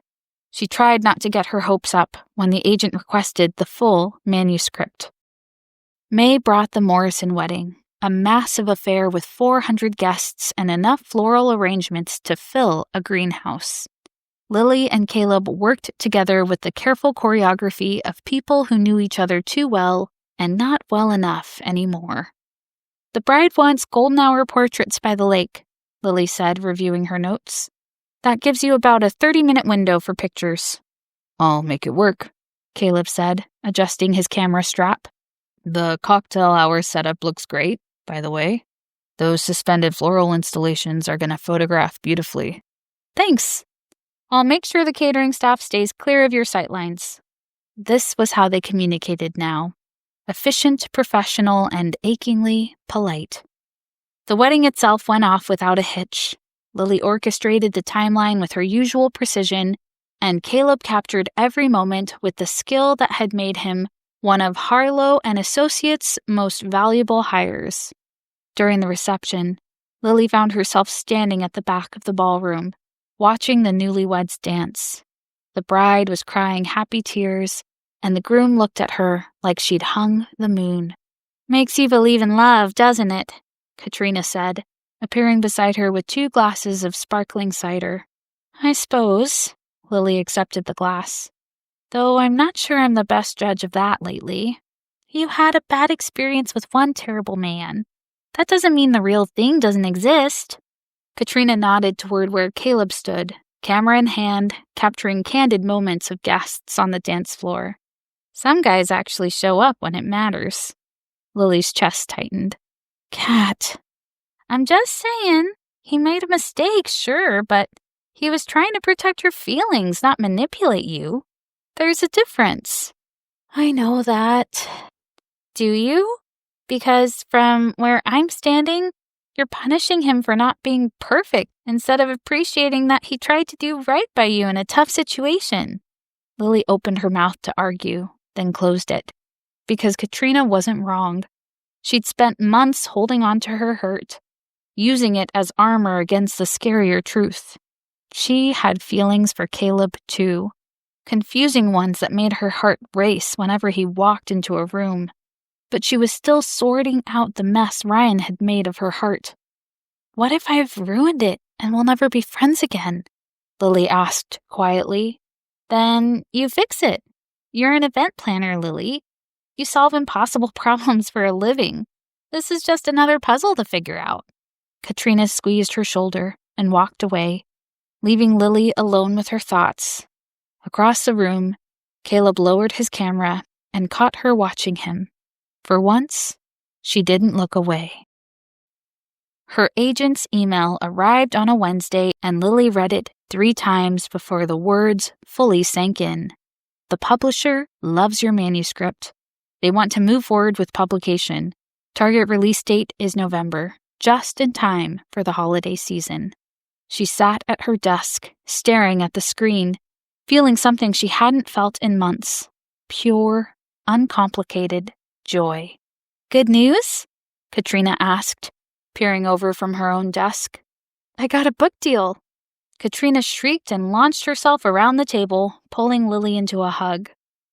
"I knew it! I told you it was brilliant!" The commotion drew attention. Patricia emerged from her office, eyebrows raised. "What's all this?" "Lily's getting published," Katrina announced. Patricia's face lit up. "Your celebration book? Oh, that's wonderful. We'll have to throw a proper launch party when it comes out." Lily felt overwhelmed by the support, the genuine happiness in their faces. This was what she'd been missing with Ryan. People who celebrated her wins instead of dismissing them. "Thank you," she managed. "That would be amazing." As the excitement died down and everyone returned to work, Lily caught Caleb watching from across the room. Their eyes met for a brief moment before he looked away, but she'd seen the expression on his face. Pride. Genuine, unguarded pride. Chapter 11. The thaw came in increments. A comment about a vendor that turned into a longer conversation, a shared eye roll during a particularly demanding client meeting, Caleb holding the door for her, Lily saving him a seat at the staff lunch. Small things, careful things, like they were both testing the ice to see if it would hold their weight. By mid-June, they'd established a new rhythm. Not quite the easy friendship they'd had before, but not the painful politeness either. It was nearly 8 o'clock on a Thursday in mid-June when Caleb looked up from his laptop to find the office mostly empty. Just him and Lily, working late on opposite sides of the room like they'd been doing more often lately. He stretched, his neck cracking, and caught her eye across the space. She pulled her hair into a messy bun, and there were at least 3 empty tea mugs on her desk. "You planning to sleep here?" he called over. "Considering it. Patricia wants the Henderson pitch by tomorrow morning, and I'm still tweaking the timeline." She rubbed her eyes. "Please tell me you're almost done with those sample shots." "Just finished." He stood, grabbing his laptop. "Want a second pair of eyes on the timeline?" She hesitated, then nodded. "Yeah, actually, that'd be helpful." He pulled a chair over to her desk, and she angled her tablet so they could both see. The timeline was meticulous, color-coded, every detail accounted for. Classic Lily. "This looks solid," he said after a moment. "The flow makes sense, and you've built in buffer time for delays. What are you worried about?" "The cocktail hour feels short. 45 minutes for 200 guests to get through the receiving line and grab drinks before dinner?" She chewed her lip. "But if I extend it, the whole evening runs late." "Why not skip the receiving line? Do a grand entrance instead. Then the couple can visit tables during dinner." Lily thought for a moment. "That does work better. Gives guests more time to settle in, and the couple isn't stuck shaking hands for an hour." She made the adjustment, her fingers flying over the tablet. "See, this is why I needed fresh eyes. I was so locked into the traditional format I wasn't considering alternatives." "That's what happens when you stare at something too long. Everything starts looking wrong, even when it's right." She saved her changes and leaned back with a sigh. "Thanks. I think I can actually send this to Patricia now without having a minor panic attack." "Anytime." He started to stand, then paused.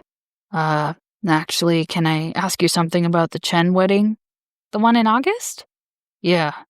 The bride wants documentary-style photography with minimal posing, but her mom keeps emailing me asking for a shot list of specific family groupings. It's like 50 combinations." Lily winced. "Send the mom's list to me. I'll reach out and frame it as we need to streamline for timeline purposes and get her down to just the essential groupings. Then you can shoot those quickly and spend the rest of the time doing what the bride actually wants." Caleb nodded. They fell into comfortable silence, both turning back to their work. But he found himself watching her from the corner of his eye.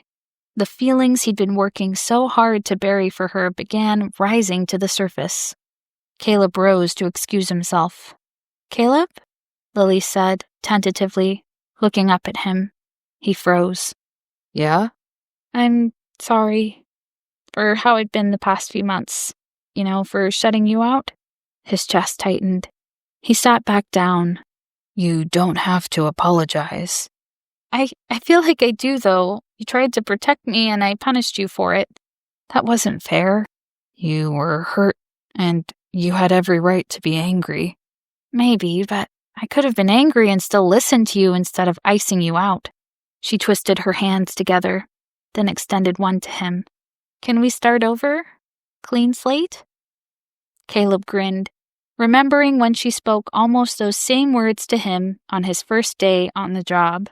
He reached his hand out and shook hers. "Clean slate," he echoed. She gave a relieved smile, making her whole face light up. "Want to grab a bite on the way out? There's that new taco truck everyone's been talking about." It was such a simple invitation, such a normal, friendly thing to do, but it felt monumental.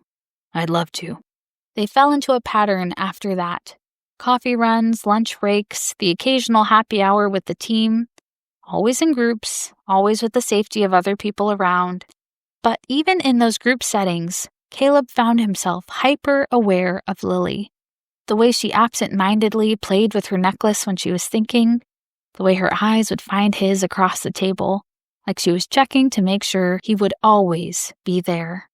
But he didn't push, didn't crowd, just let this new friendship develop at its own pace, even though every instinct in him wanted to tell her how he felt, wanted to pull her close and never let go.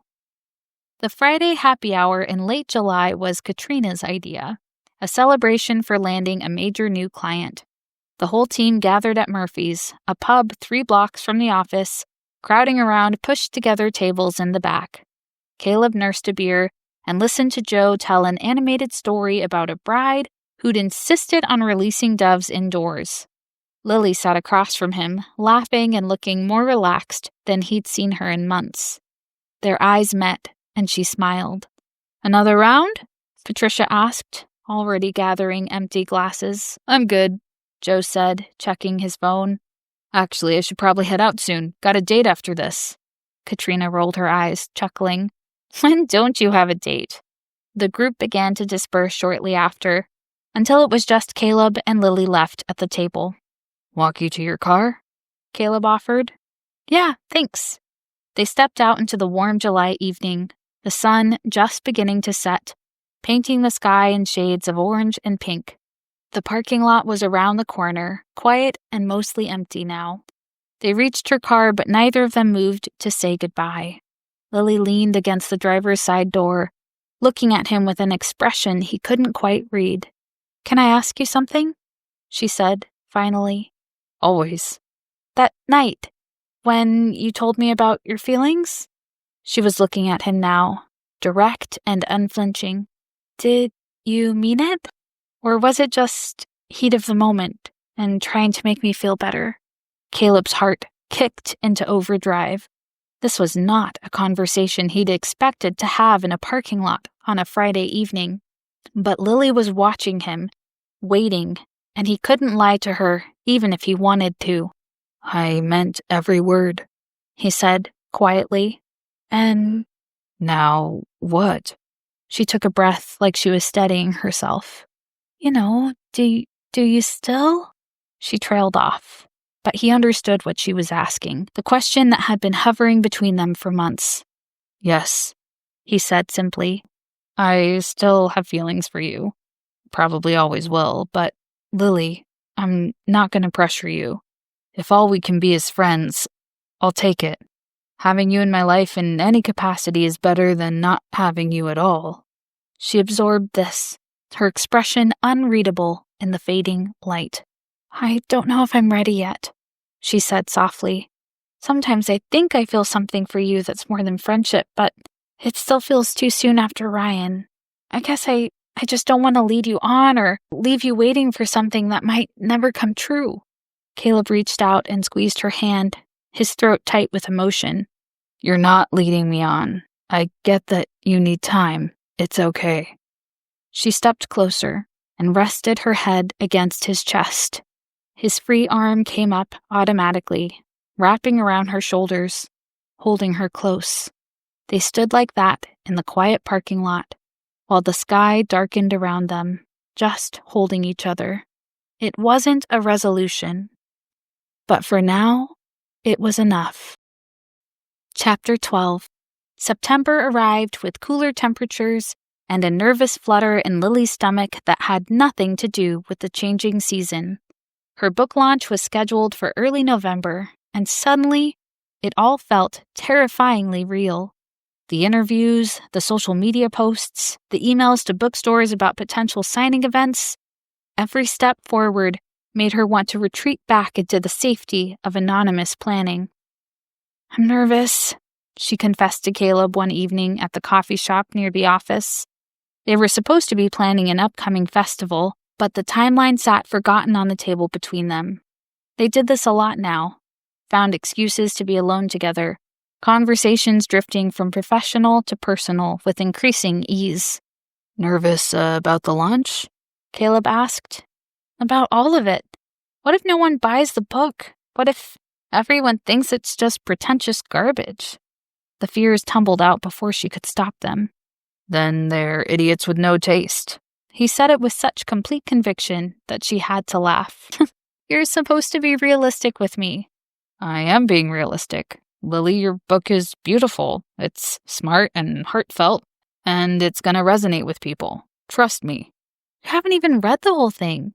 I read the chapters you sent me, and that was enough to know it's brilliant.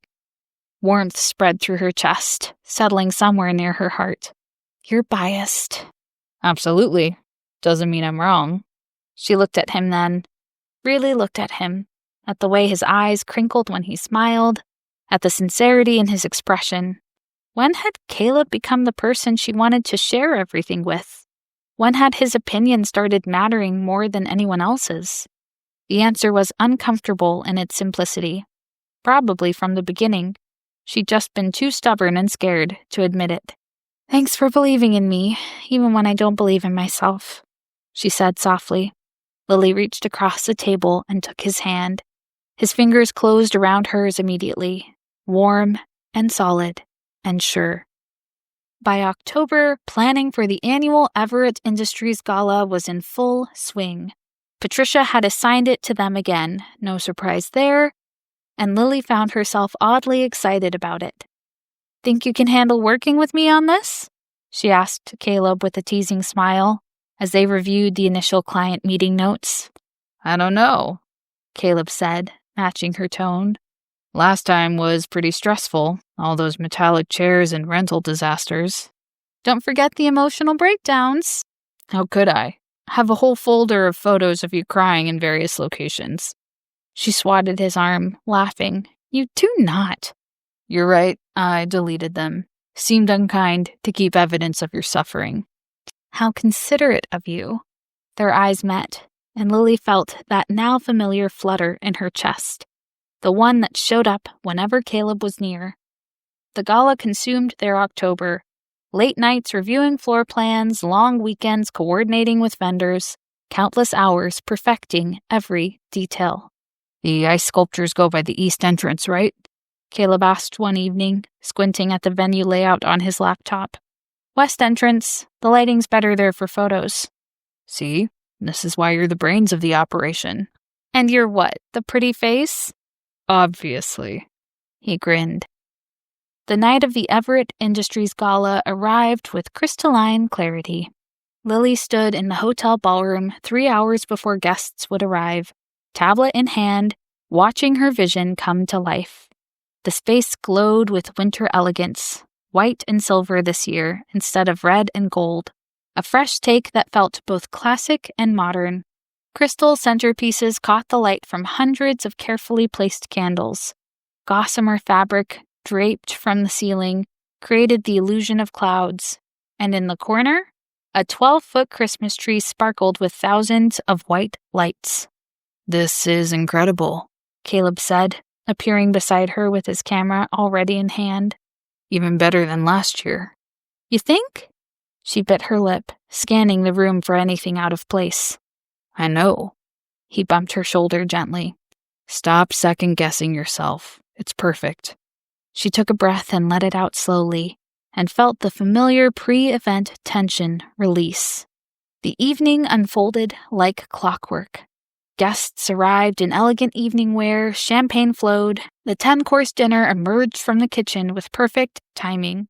The CEO made his speech, and Patricia caught Lily's eye from across the room, giving her an approving nod. Lily moved through the event in a state of calm focus, troubleshooting minor issues before they became problems, coordinating with vendors, making sure everything ran smoothly.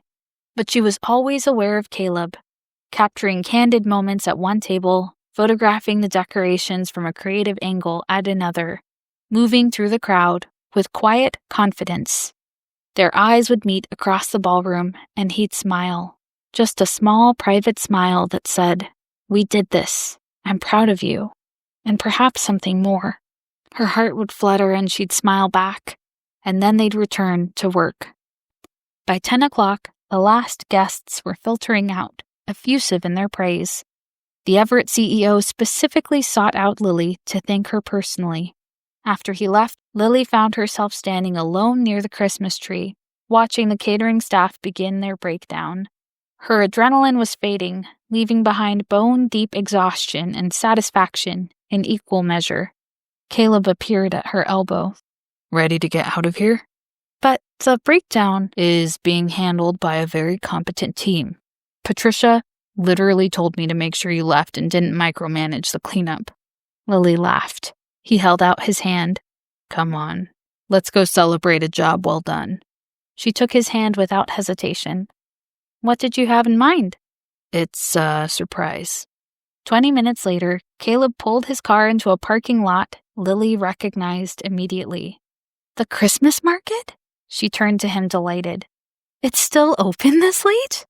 "Extended hours since we're close to Christmas. Figured we should do something appropriately festive." He was trying to sound casual, but she could see the nervousness in the way he gripped the steering wheel. "If you're too tired, we don't have to." "Are you kidding? I've been wanting to come to this all week, but I haven't had time." She was already unbuckling her seatbelt. "Come on." The market stretched across the downtown plaza. Rows of wooden stalls selling handmade ornaments, hot chocolate, roasted chestnuts, and everything Christmas. String lights crisscrossed overhead, and a light snow had started falling, dusting everything in white. It was magical. Lily breathed in the scent of cinnamon and pine, felt the cold air on her cheeks, and something in her chest expanded. This was what she'd been trying to capture in her book. The feeling of celebration, community, and joy in small rituals. "Hot chocolate?" Caleb asked. "Obviously." They wandered through the market with steaming paper cups, stopping to admire hand-carved nativity scenes and blown glass ornaments. "Can I tell you something?" Lily said as they paused near a stall selling handmade wreaths. "Shoot." "Last year, during your first Everett Gala, I was so stressed I could barely enjoy any of it. Every detail felt like a potential disaster." She looked up at him. "But tonight I actually had fun. And a lot of that is because of you." Caleb's expression softened. "Lily, I just provided moral support." "You provided more than that. You know, ever since we started working together, you've believed in me, even when I didn't believe in myself. You've pushed back when I was spiraling. Her voice caught. "You've been exactly what I needed, when I needed it." They'd stopped walking now, standing in the gently falling snow, with the market bustling around them. Caleb set down his hot chocolate on a nearby bench and turned to face her fully. "Lily." I want more for us. If you still want that, she said, her heart hammering. His eyes searched her face. Are you sure? Because I meant what I said. I don't want to pressure you if you need more time. I don't. She stepped closer, close enough to feel the warmth radiating from him. Honestly, I've been ready for weeks, but I was just too scared to admit it. But Caleb, I have feelings for you. Real, terrifying, wonderful feelings, and I think I have for a long time. The smile that broke across his face was like sunrise. She smiled back, feeling giddy with relief and nervousness and joy. So, if you wanted to, kiss me or something, I wouldn't be opposed, or... He didn't let her finish. His hands came up to cradle her face, gentle and sure, and then he was kissing her. It was soft at first, tentative, like they were both still afraid that this might be a dream they'd wake up from. But then Lily's hands fisted in his jacket, pulling him closer, and the kiss deepened into something real and solid and absolutely right. When they finally broke apart, both breathing hard, Caleb rested his forehead against hers. I've wanted to do that for so long. He kissed her again, slower this time, sweeter. Around them, the Christmas market continued its cheerful bustle, but Lily was only aware of Caleb. His hands warm on her face, his heartbeat against her palms, the taste of hot chocolate and cinnamon on his lips. When they finally pulled apart again, snowflakes had gathered in his hair. She reached up to brush them away, and he caught her hand, pressing a kiss to her palm. Want to keep walking? He asked. She nodded. I want to enjoy this, all of it. They wandered through the Christmas market, hand in hand, staying until it closed, reluctant to let the evening end. And when Caleb finally drove her home, he walked her to her door and kissed her goodnight, like a man who had all the time in the world and intended to spend it with her. Lily floated into her apartment and collapsed onto her couch with a goofy smile she couldn't suppress. Epilogue. 1 year later. Lily stood in the banquet hall of the Evergreen Lodge, adjusting a sprig of winter greenery in a centerpiece for Gabe and Sophia's wedding. She couldn't help but smile at the full circle moment. You're doing that thing again, Caleb said, appearing beside her with his camera. What thing? That thing where you smile at nothing and look all dreamy. He kissed her temple. It's cute, but also you've adjusted that same piece of greenery 3 times now. And let's be honest, it was perfect the first time. She laughed and stepped back from the table. He was right. The banquet hall looked incredible. Long tables dressed in ivory linens, garlands of eucalyptus and white roses draping from the beams. The space glowed with warmth, despite the snow falling softly outside the tall windows. Hard to believe it's been 2 years since we were here fighting over the solarium. Best venue mix-up that ever happened, Caleb said, wrapping an arm around her waist. Though I still maintain my dollar store decorations had charm. She rolled her eyes, but couldn't keep the smile from her lips. The past year had been the best of her life. Patricia had promoted her to senior partner, and her book had been a modest success. It was far from a bestseller, but it had found a dedicated audience nonetheless. She'd done a small book tour, gotten lovely reviews, and was already working on a follow-up about the history of wedding traditions. And through it all, Caleb had been there, her partner in every sense of the word. The ensuing ceremony was beautiful, and the reception flowed seamlessly. After the cake cutting, as dancing started up again, Lily slipped away from the reception. She needed a moment of quiet, a breath of space before diving back into coordinator mode. Her feet carried her down the familiar hallway, past the wreaths and twinkling garland, to the solarium at the end. She pushed open the door and stopped. The room was empty, peaceful. Moonlight spilled through the glass walls, illuminating the snow-covered pines outside. It looked almost exactly like it had 2 years ago. though there were no decorations now, no proposals happening, just the quiet beauty of the space itself. Thought I might find you here? Lily turned to see Caleb in the doorway, his tie loosened, jacket slung over his shoulder. How do you know? Because I was thinking the same thing. He crossed the room to stand beside her, both of them looking out at the winter landscape. Hard to believe it's been 2 years. Since we met in this exact spot and immediately hated each other? He laughed. I think that whole afternoon, between the stress and compromise and working together, was when I probably started falling for you. I just didn't know it yet. Lily's heart squeezed. Really? Even when I was being snobby about your decorations? Especially then. He brushed a strand of hair from her face. I love you, Caleb said simply. It was far from the first time she'd heard those words from him, but it still surprised Lily how much they undid her. She kissed him, unable to wait another second. He pulled her close and she melted into him, into this moment, into the rightness of being exactly where they were supposed to be.